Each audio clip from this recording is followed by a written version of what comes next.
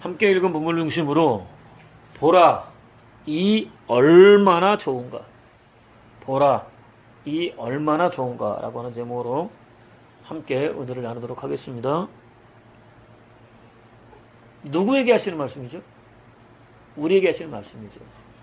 내가 너를 보니까 너무 좋다. 내가 마음에 품고 드러낸 환경, 상황, 조건, 그리고 그 환경, 상황, 조건 속에 아주 잘 조화를 이루면서 살아가는, 존재하는 너희를 보니까 얼마나 좋은지 모르겠다 라고 하는 고백입니다. 하나님의 고백이 마음에 와 닿나요? 하나님은 무모할 정도로 씀씀이가 해픈 아버지입니다. 앞뒤 재지 않고 한 푼도 남기지 않고 다 써버리시는 아버지입니다. 하나님에게는 점점 줄어든다고 하는 그런 흔적이 없겠죠. 하나님은 얼마나 많으신지 지구촌 70억을 먹이시는데도 불구하고 줄어드는 모양이 없는 분이 하나님이잖아요. 근데 그 하나님께서 우리를 위해서 앞뒤 재지 않고 쓰시는 분이라고 하는 거죠. 쏟아 부어버리시는 아버지입니다. 이 세상 그 누구도 그 길이와 높이와 넓이와 깊이를 감히 상상조차 할 수 없는, 가늠조차 할 수 없는 크고 놀라운 사랑을 탕진해버리시는 아버지입니다. 아들이 당신에게 진 빚을 다 갚을 때까지 기다리지 않으십니다. 이른 아침부터 저녁 늦게까지 계속되는 괴롭고 힘든 노동을 다 마칠 때까지 기다리지도 않으십니다. 아니, 기다리실 수 없습니다. 아니, 결코 기다릴 수 없는 분이십니다. 뼈 빠지게 노역하는 아들을 절대로 지켜만 볼 수 없는 분입니다. 탕자는 자신이 한 짓을 생각하고 더 이상 아버지의 아들이 될 수 없다고 생각했잖아요. 아버지에게 빚을 졌다고 생각했잖아요.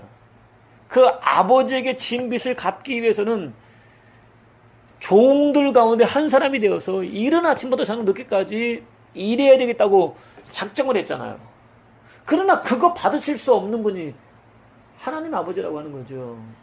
우리는 하나님께 무엇인가를 갚아드려야 된다고 하는 생각 때문에 정말 애써 노력하는 경우들이 있지요. 선한 마음이죠. 바른 마음이죠. 인간이라면 가져야 하는 마음이죠. 근데 그런 마음조차도 견딜 수 없는 아버지가 우리의 하나님이라는 얘기죠. 오히려 너의 힘으로 자격을 얻어서 이 집안에 다시 들어올 수 있는 게 아니다. 내가 그냥 어떤 조건도 내놓지 않고 너를 받아들이는 것이다. 내 지위와 명예와 권세의 옷으로 너의 헐벗은 몸과 가난과 누더기를 덮고 말 것이다. 라고 고백할 수밖에 없는 아버지이십니다. 우리가 수고했기 때문에, 애썼기 때문에, 땀 흘렸기 때문에, 무엇인가를 했기 때문에 우리의 죄와 허물이 사해진 게 아니라 하나님께서 일방적으로 당신의 거룩한 옷을 입혀주셨기 때문에, 덮어버리셨기 때문에 우리는 깨끗해진 거라고 하는 거예요. 우리가 하나님의 자녀가 될 수 있는 조건은 우리에게서는 단 한 가지도 나올 수 없고 하나님을 통해서만 나올 수 있다고 하는 거죠. 자신에게 주어진 분깃을 조금도 남기지 않고 모두 다 탕진하고 돌아온 아들을 되찾기 위해서였습니다. 우리 같으면 이 지겨운 놈 나가 어떻게 되라고 얘기할 수도 있겠지만 하나님은 그런 분이 아니라고 하는 거예요. 항상 아버지 곁에 머물러 있지만 실제로는 잃어버린 아들을 되찾기 위해서였습니다.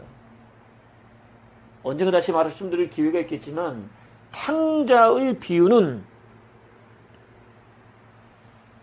항상 아버지 곁에 머물러 있지만 실제로는 잃어버린 아들들을 향한 하나님의 외침입니다.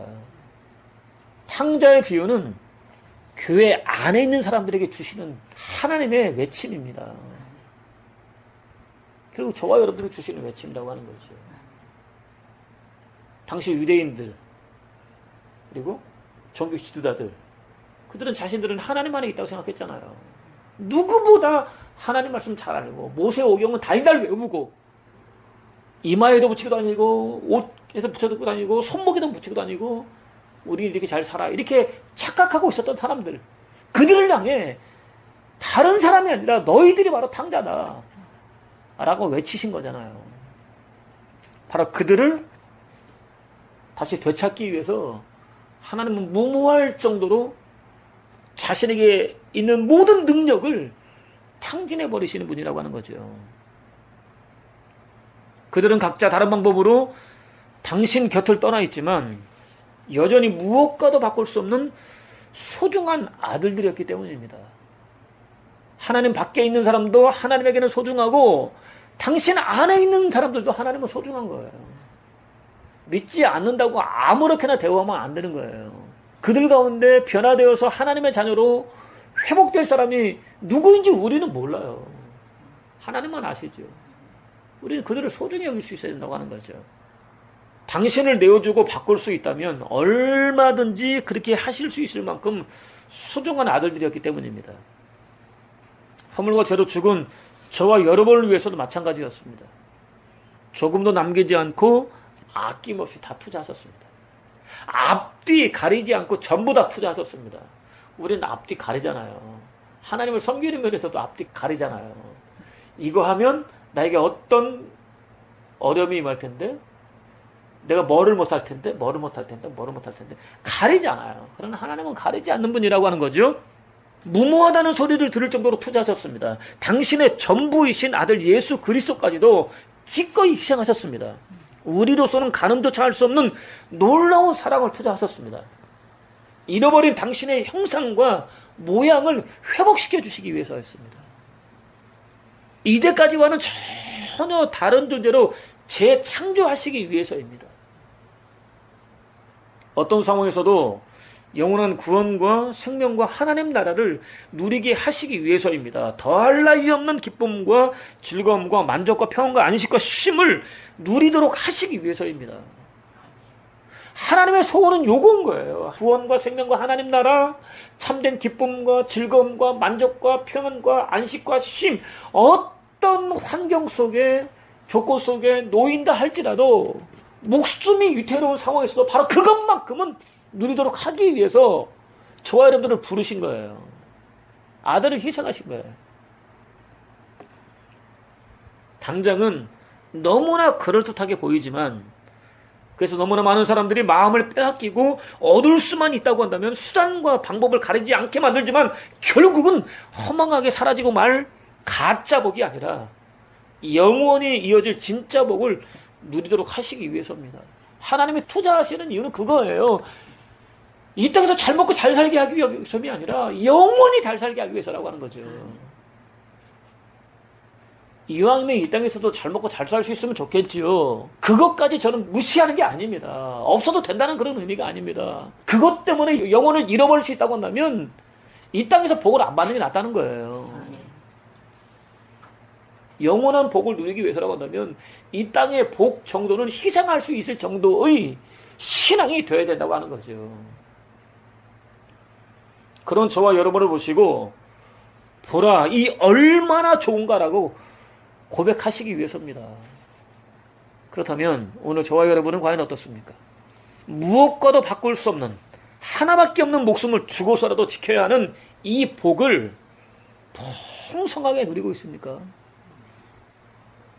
구원과 생명과 하나님 나라를 누리고 있느냐 이거죠. 범사에 힘들 때도 좋을 때도 기쁠 때도 슬플 때도 건강할 때도 아플 때도 뭔가 손에 쥘 수 있을 때뿐만 아니라 아무것도 잡을 수 없는 상황에서도 이 복을 누리고 있느냐 이거죠. 이것만 우리에게 위로가 되고 힘이 되고 용기를 낼 수 있는 근거가 된다는 거 우리 알잖아요. 바로 그 복을 누리고 있느냐 이거죠. 본문이 이렇게 시작됩니다. 26절 상반절입니다. 시작. 하나님이 이르시되 우리의 형상을 따라 우리의 모양대로 우리가 사람을 만들고. 아멘. 여섯 번째 드러나는 하나님의 창세전 작정은 생물과 인간입니다. 그리고 지난주에는 생물에 대해서 살펴보았습니다. 오늘은 인간에 대해서 살펴보도록 하겠습니다. 이번 주와 다음 주 두 번에 걸쳐서 인간에 대해서 살펴보도록 하겠습니다. 우리는 삼위일체에 대한 구약의 표현입니다. 하나님의 존재 양식은 삼위입니다. 성부, 성자, 성령이십니다. 만세의 왕, 곧 썩지 아니하고 보이지 아니하고 홀로 하나이신 하나님이라는 사도의 외침대로 삼위 하나님은 만세의 왕이십니다. 창조와 함께 시작된 시간, 곧 인류 역사는 물론 저와 여러분 개개인의 역사까지도 친히 다스리십니다. 저와 여러분의 삶은 하나님의 다스림 속에 있는 거예요. 그냥 우연처럼 만나는 사건들이 이어져 가지고 저와 여러분들의 인생이 짜집기 되는 게 아니라 하나님의 창세적 작정 속에 하나하나 퍼즐처럼 맞춰져 가고 있는 거라고 하는 거예요. 예수 그리스도께서 호령과 천사장의 소리와 하나님의 나팔 소리와 함께 친히 하늘로부터 재림하실 때까지도 다스리십니다. 모든 시대의 왕이십니다. 영원도 역시 다스리십니다. 영원한 왕이십니다. 만세의 왕은 곧 영원한 왕이라고 하는 거죠. 그러니까 하나님께서는 제한된 시간과 공간은 물론 영혼까지도 왕으로 다스리십니다. 당연히 썩을 수 없으십니다. 사라질 수도 없으십니다. 부패할 수도 없으십니다. 죽을 수도 없으십니다. 영원부터 영원까지 존재하십니다. 또 하나님은 보이지 않으십니다. 당신의 창세전 작정을 통해 드러나 보이게 된 모든 피조물들의 유일한 배우이십니다. 하나님의 작정과 함께 드러난 우리의 배우에 누가 계시느냐? 하나님이라고 하는 거죠. 유일한 근원이십니다. 유일한 터전이십니다. 하나님 없이는 이 세상 그 무엇도 존재할 수 없습니다. 단 한 가지도 스스로 자신을 드러내 보일 수 없습니다. 저와 여러분 역시 마찬가지입니다. 오늘 우리가 이렇게 존재할 수 있는 이유는 하나입니다. 하나님입니다. 그렇습니다. 하나님께서는 저와 여러분이 가장 아름답고 선한 모습으로 존재할 수 있도록 배후에서 지키고 계십니다. 마치 파수꾼처럼 지키고 계십니다. 아무것도 염려하지 말고 모든 일에 기도와 간구로 너희 구할 것을 감사함으로 하나님께 아뢰라. 그리하면 모든 지각이 뛰어난 하나님의 평강이 너희를 지키시리라 할 때 그 지키시리라 라고 하는 말씀에 담겨있는 의미는 파수꾼이에요. 우리가 하나님께 모든 것을 맡기면 하나님께서 우리를 파수꾼처럼 한순간도 떠나지 않고 지켜주시는 거예요. 보호해주시는 거예요. 이 믿음이 저와 여러분들을 살게 하는 거죠. 저와 여러분들을 기쁘고 즐겁고 감사하게 하는 것이고 절망 속에서도 오히려 소망을 갖게 하는 것이죠. 한순간도 떠나지 않고 빠짐없이 지키고 계십니다. 하나님 없는 우리는 찰나조차 존재할 수 없습니다. 또 창세로부터 그의 보이지 아니하는 것들, 곧 그의 영원하신 능력과 신성이 만물에 분명히 보여 알려졌다.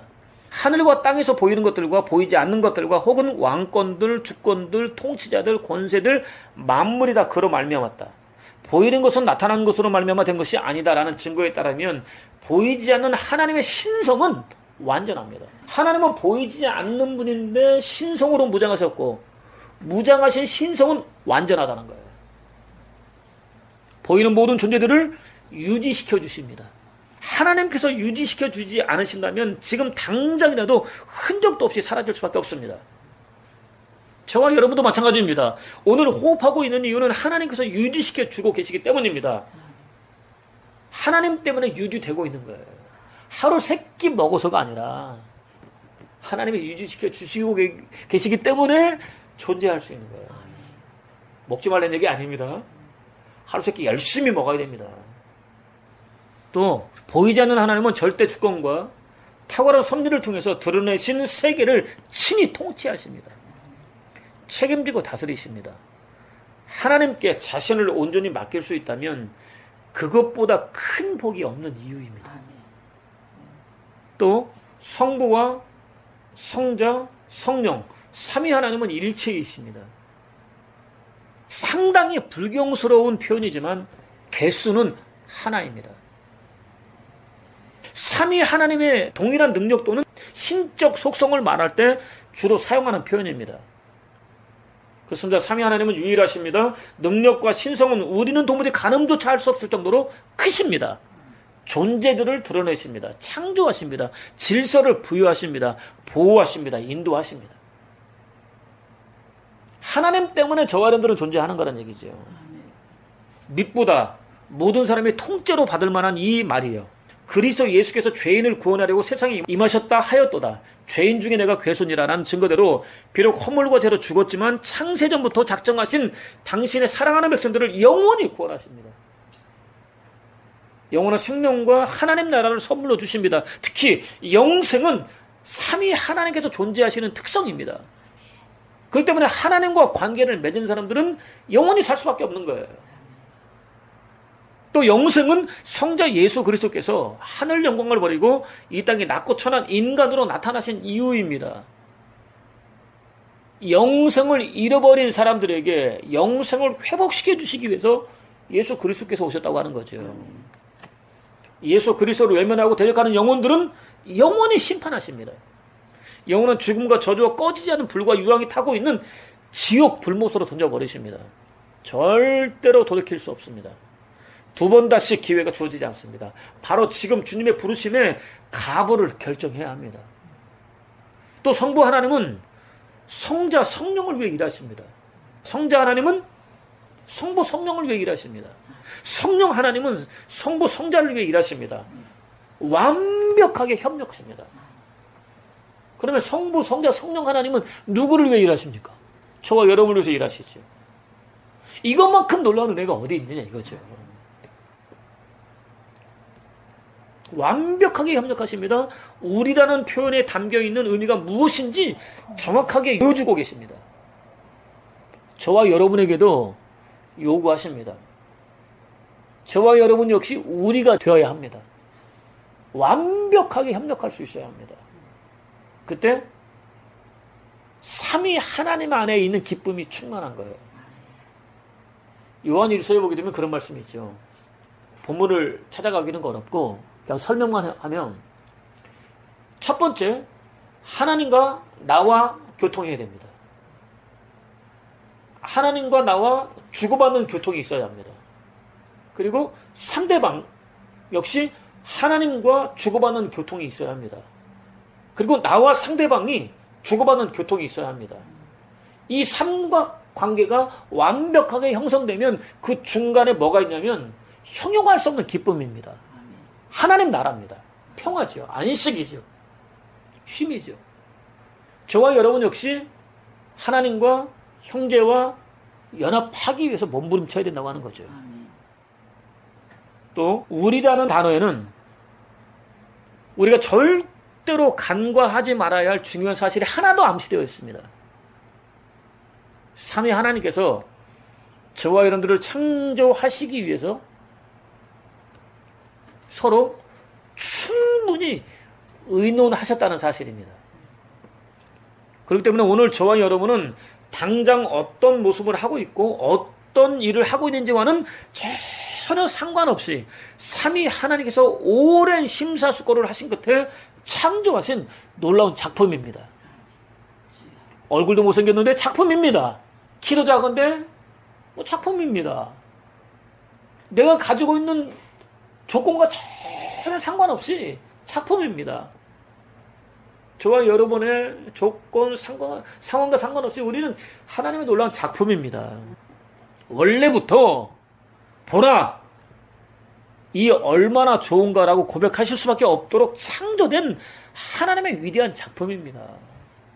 그게 바로 저와 여러분이라고 하는 거죠. 그렇게 하나님이 작정하셨고 품으셨고 세상에 내놓으셨는데 환경과 상황과 조건에 따라 왜곡되어지고 변질되어지고 불신앙적이 되고 지금 인간적이고 육신적인 죄의 친화적인 그런 존재로 변질된 거예요. 만약에 하나님의 지으신 모습 그대로 범죄하기 전의 에덴에 태어났다고 한다면, 그리고 그대로 유지가 됐다고 한다면 저와 여러분들은 정말 좋을 거란 말이죠. 원래 저와 여러분들은 그렇게 위대한 작품이라고 하는 거죠. 하나님께서는 바로 그 모습을 완전히 회복시켜 주시기 위해서 오늘도 쉬지 않고 일하고 계십니다. 꿈속에서라도 절대로 하나님을 놓을 수 없는 충분한 이유입니다. 아무리 힘들고 어려워도 하나님을 놓지 말아야 하는 거예요. 왜? 그분이 나를 회복시키기 위해서 오늘도 일하고 계시니까.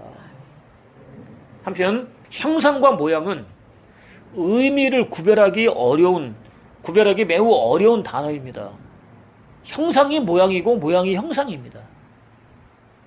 굳이 구별하자면 형상은 하나님과 인간 사이에 닮은 부분이 있다는 의미입니다.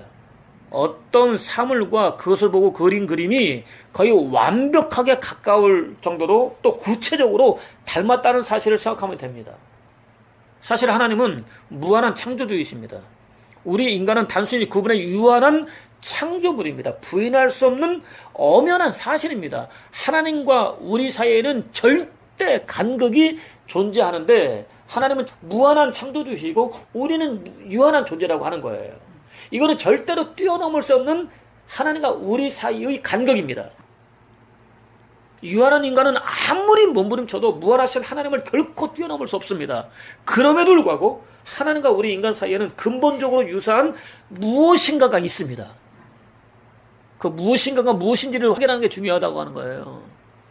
하나님과 우리 사이에는 무엇인가 유사점이 있는데 그 무엇인가가 무엇인지 아는 것만큼 중요한 사실은 없다는 거예요.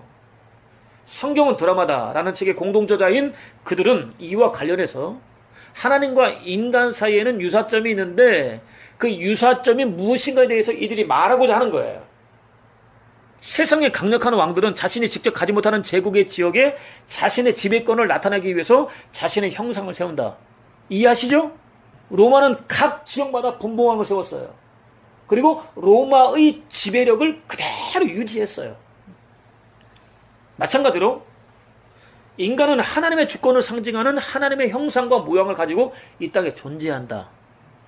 실로 인간은 세상에 대한 하나님의 지배권을 유지하고 강화하도록 부름받은 하나님의 대리자이다. 무한한 창조주 되시는 하나님과 유한한 인간의 결정적인 유사성은 세상에서의 기능뿐이다 라고 말했습니다. 하나님과 인간의 결정적 유사성은 기능을 통해서 확인할 수 있다고 말했습니다. 이어지는 말씀을 통해서 확인할 수 있습니다. 26절 하반절입니다.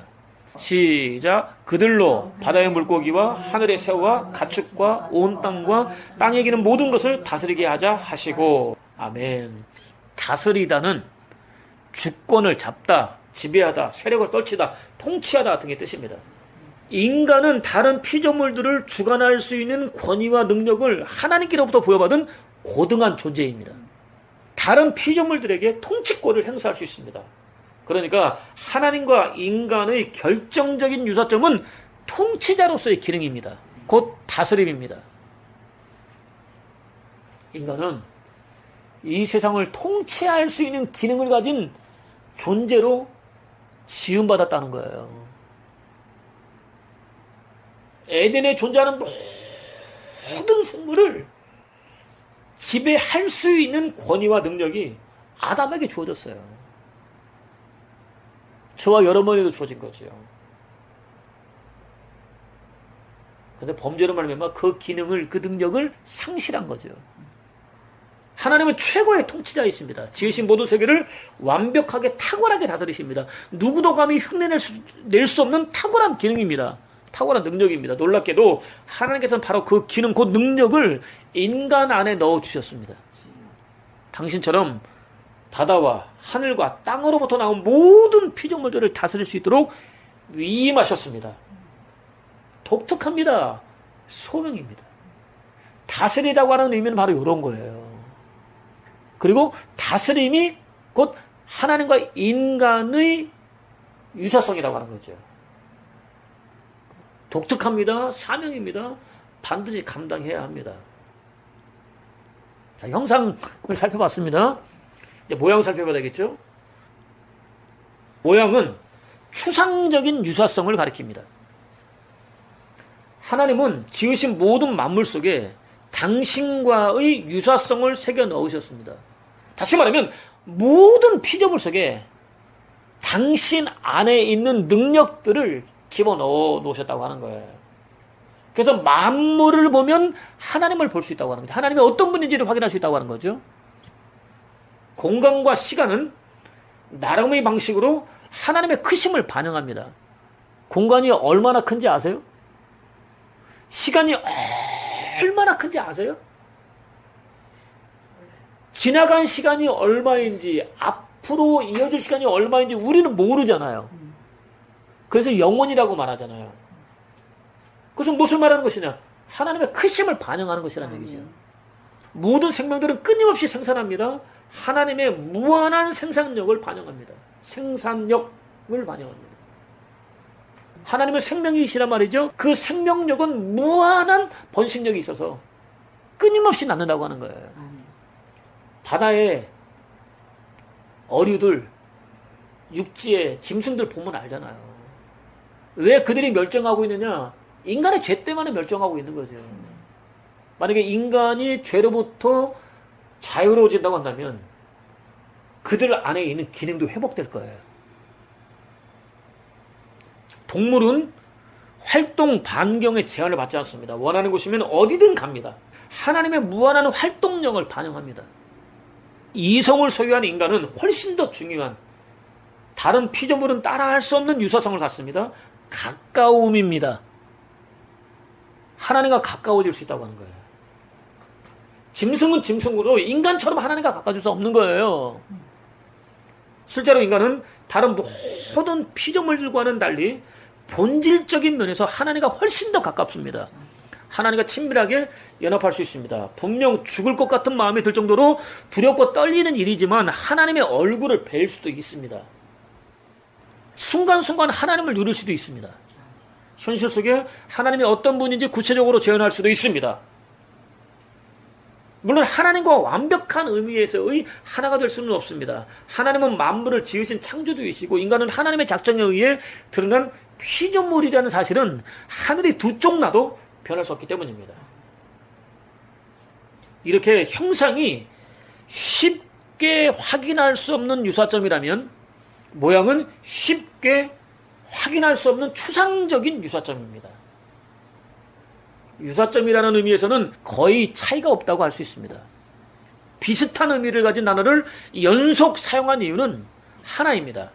인간이 하나님을 닮았다는 사실을 강조하기 위해서입니다. 피조물들 가운데 오직 인간만 창조주 하나님과 교제할 수 있는 대상으로 선택되었다는 놀라운 사실이 암시되어 있습니다. 동물들은 하나님과 교제 못해요. 인간만 하는 거예요. 그냥 그들은 본능적으로 하나님의 뜻에 순종할 뿐인 거예요. 근데 우리는 하나님과 교제할 수 있다는 거죠. 교제의 의미가 뭐예요? 주고받는다는 거죠? 근데 하나님 이건 왜요?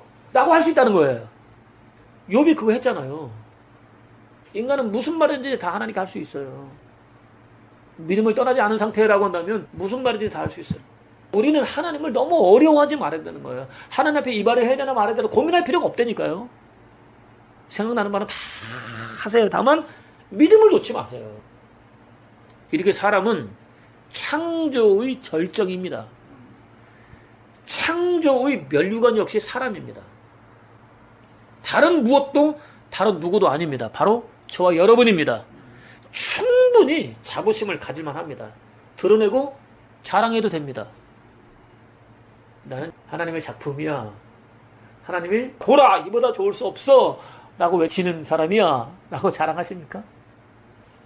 특히 창세기 1장은 하나님이 지으신 모든 것을 보시니 보시기에 심히 좋았더라 라고 마무리됩니다. 보시기에 심히 좋았더라는 보라 이 얼마나 좋은가라고 직역할 수 있습니다. 그러니까 하나님이 저와 여러분 지어놓고 감탄하셨다는 거예요. 최상급입니다. 이보다는 더 좋을 수 없다는 의미입니다.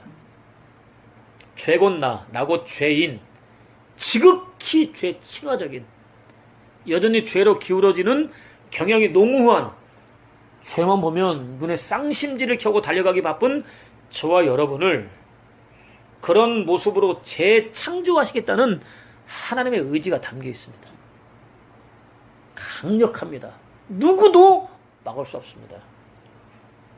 세상 모든 곳을 쥐고 있는 사단이 죽을 힘까지도 다 동원해서 방해해봤지만 결국에는 실패했습니다. 예수 그리스도의 나타나심을 통해 구체적으로 드러내셨습니다. 예수 그리스도께서 하늘 영광을 버리고 당신을 나타내신 목적은 단순히 한 나라, 이스라엘을 말하죠. 한 나라를 정치적 압제로부터 해방하기 위해서가 아니었습니다. 허물과 죄로 죽은 인류를 영원한 죽음과 저주와 꺼지지 않은 불과 유황으로 타는 지옥의 불못으로부터 거저내시기 위해서였습니다. 저를 구원하시기 위해서였습니다. 여러분을 구원하시기 위해서였습니다. 개인적으로는 나를 구원하시기 위해서였습니다라고 고백할 수 있는 거죠.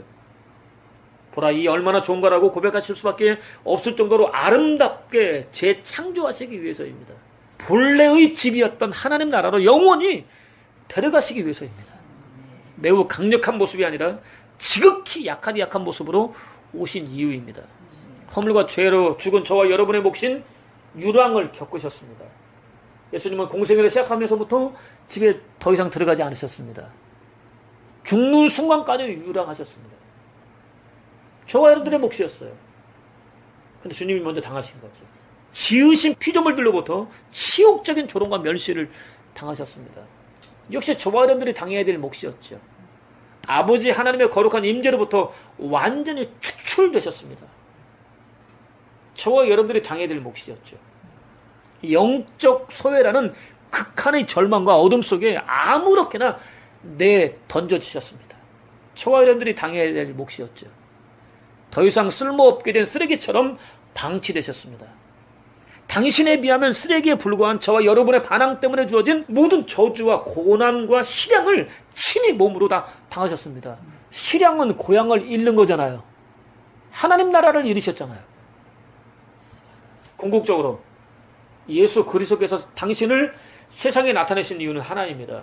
죄를 영원히 박멸하시기 위해서입니다. 기억하십시오. 거룩하신 하나님과 자칭 가장 거룩한 종교 집단 바리새인 사이를 단단히 가로막고 있던 주된 장벽은 그들의 죄가 아니었습니다.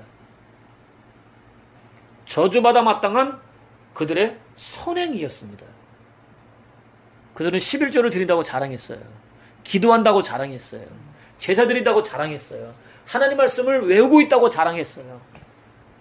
누구보다 하나님 말씀을 잘 알고 있다고 자랑했어요.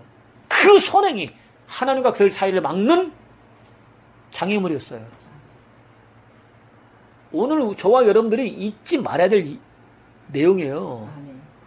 우리는 우리도 모르게 내가 기도했어, 내가 예배 드렸어, 내가 헌금했어, 내가 봉사했어, 희생했어, 섬겼어 라고 말해요. 그 말의 이면에는 이만하면 된 거 아니야? 라고 하는 의미가 담겨 있는 거예요. 시편 1편의 말씀으로 따지면 오만한 자의 자리에 앉아 있는 거예요. 복 있는 사람은 오만한 자의 자리에 앉지 아니하고 라고 했는데 그 말씀을 좋아하고 달달 외우고 있으면서도 자기도 모르게 그 자리에 앉아 있는 거예요. 그것이 하나님과 우리 사이를 가로막는 장애가 된다는 사실을 전혀 눈치채지 못한 채 그러고 있는 거예요. 잊지 말아야 돼요.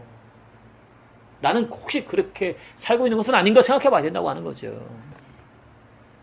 하나님으로부터 멀어지는 두 가지 길이 있다는 의미입니다. 하나는 아예 하나님의 법을 어기는 것입니다. 또 하나는 하나님의 모든 법을 열심히 지키는 것입니다. 탕자의 비유를 통해서 확인할 수 있습니다. 탕자 비유의 관역은 듣고 있던 청중들이었기 때문입니다. 듣고 있던 사람들은 유대인들이잖아요. 율법에 관한 부족함이 없다고 확신하는 사람들이었잖아요. 그들이 주님을 십자가에 달짜들이었기 때문입니다. 제멋대로 살고 있던 죄인들이 아니라 매사에 성경 규정대로 행하고 있다고 자부하던 종교 지도자들이었기 때문입니다. 스스로 그리스도인이라고 자처하는 저와 여러분이기 때문입니다. 부인할 수 없는 사실이 있습니다. 오늘 우리는 하나님 나라를 향해 가고 있습니다. 맞나요? 때로는 가깝게 느껴지기도 하지만 때로는 까마득히 멀게만 느껴질 때도 있습니다. 이렇게 비유할 수 있습니다. 한 사람이 고향마을로 가는 어떤 길을 따라 걷는 중입니다. 정오쯤 되어 공간적으로 고향마을과 매우 가까운 곳, 바로 아래 마을이 내려다 보이는 한 절벽에 도착했습니다. 돌을 던지면 바로 그 마을에 떨어질 정도로 가까운 거리입니다. 문제가 있습니다. 전문적인 암벽 등반가가 아닌 이상 마을로 직접 내려갈 수는 없습니다. 하나님 나라를 알겠잖아요. 하나님 나라를 느끼기도 하고 때로는 누리기도 하잖아요. 와, 이것이 하나님 나라구나 라고 하는 확신 속에 환희를 느낄 수도 있잖아요. 근데 그리를 직접 갈 수는 없잖아요. 먼 길을 돌아가야 합니다. 절벽 아래로 뛰어내릴 수는 없는 거잖아요. 돌아가야 합니다. 얼마나 먼 길이 될지는 걸어봐야만 알 수 있습니다. 저와 여러분들이 하나님 나라에 도착할 때까지의 시간이 얼마나 될지 하나님만 아시는 거죠. 살아보고 난 다음에 이만큼 걸리는구나 라고 알 수 있는 거죠. 돌아가는 많은 지점들은 조금 전에 앉아있었던 절벽보다 마을로부터 훨씬 더 멀어질 수도 있습니다. 그러나 이는 정지 상태에서 생각할 때만 그렇습니다. 진행 상태에서 생각해보면 고향 마을에 훨씬 더 가까이 다가간 셈입니다. 이해되시죠? 마찬가지로 우리는 현재 하나님 나라를 향한 긴 여행을 하고 있습니다. 알게 모르게 하루가 다르게 점점 더 가까이 다가가고 있습니다. 절대로 잊지 말아야 합니다. 오늘 우리는 가고 있는 거예요. 오늘 넘어졌는데도 불구하고 가고 있는 거예요. 일어서 있으면 좀 더 빨리 가고 있는 거예요. 가고 있는 거예요. 또 거룩하신 하나님의 사랑으로 용서할 수 없는 악은 없습니다. 덮을 수 없는 악도 없습니다. 또 하나님 아버지께서 베풀어 주신 크고 놀라운 은혜에 맘먹을 만한 죄도 없습니다.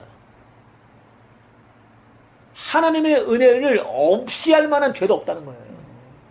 하나님의 은혜를 지워버릴 만한 죄도 없다는 거예요. 하나님의 은혜와 맞서 싸워 이길 죄도 없다는 거예요.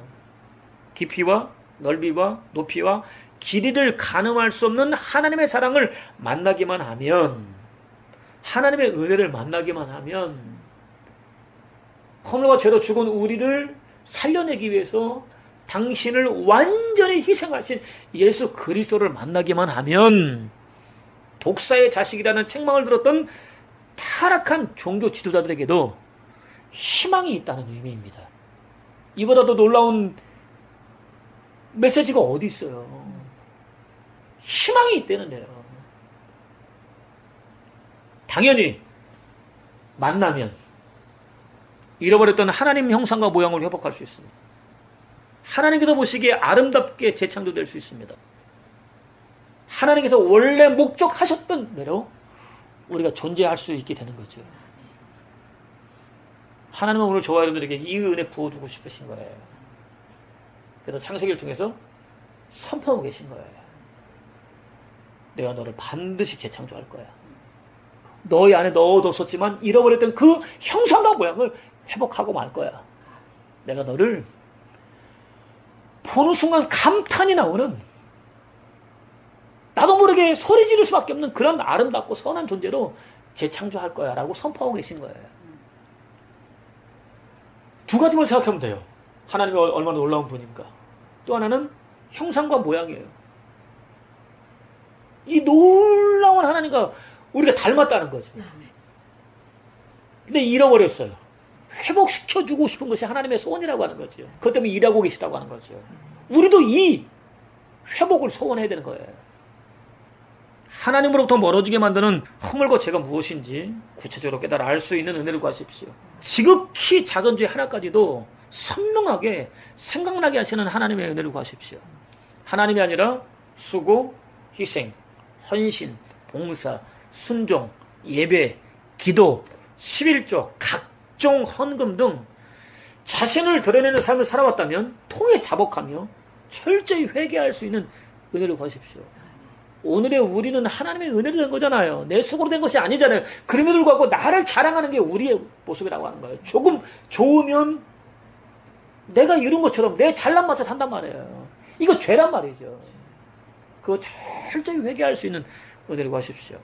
깊이와 높이와 넓이와 길이를 가늠할 수 없을 정도로 큰 사랑을 베풀어 주신 하나님 한 분만 믿고 의지할 수 있는 은혜를 구하십시오.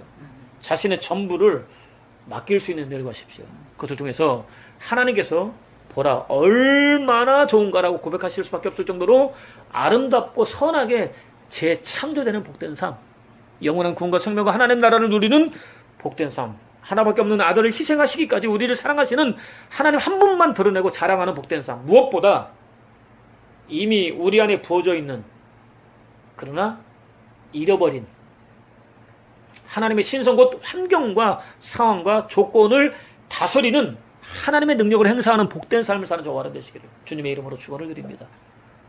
이제는 우리 구주 예수 그리스도의 놀라우신 은혜와 아버지 하나님의 극진하신 사랑하심과 보혜사 성령님의 내주하시며 교통하시며 축복하시는 은총이 보라 이 얼마나 좋은가라고 고백하시는 하나님의 소원이 이루어지는 복된 삶을 살기를 소원하는 사랑 소들의 머리 위에 가정생활 범사 장래 위에 영원토록 함께 계시기를 간절히 축원하옵나이다.